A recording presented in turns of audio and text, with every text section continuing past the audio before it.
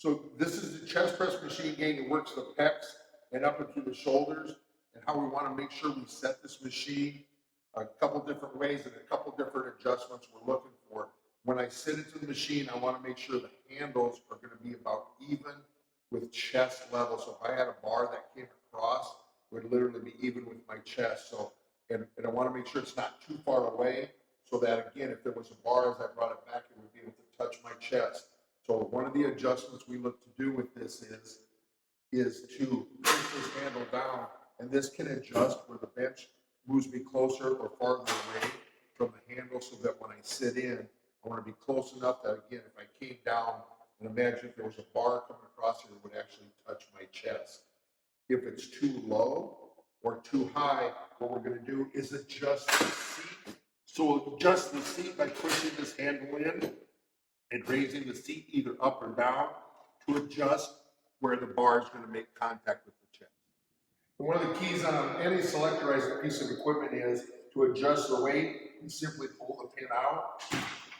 And by pulling the pin, I can adjust to go heavier or lighter, wherever I want to adjust to. Sit in and go ahead and do the exercise. So we have K in the machine just to demonstrate and show where we'd be. So as we talked about before, we can imagine if this had a bar coming all the way across, it would be about chest level. We have the seat adjusted where it would actually be in contact with your chest. A couple different things for hand position here. Our regular normal position is going to be up top, just again as if we're pressing with a bar on a regular bench press. I'm going to, that should be set. You want to do a head press one? Go ahead from the top.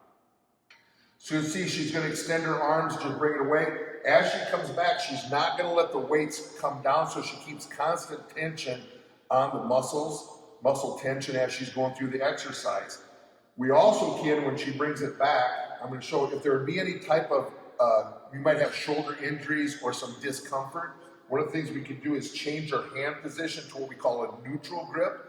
And by changing that hand position, it's going to take some of the tension off the shoulders. So same thing though, she's just going to push and extend. It changes the angle a little bit, but we're going to still keep the same position as the seat and the chair. Again, as if that was a bar. What's great about the machine is I can move and adjust my hand position.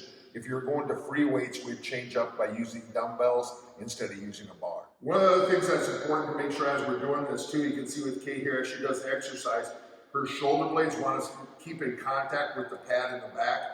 And also you can have a slight arch in the back, but you want to make sure that the hips and the lower back are still going to be in contact with the support pad. I don't want to take the hips and lift my hips up off the mat or slide them really, really far forward.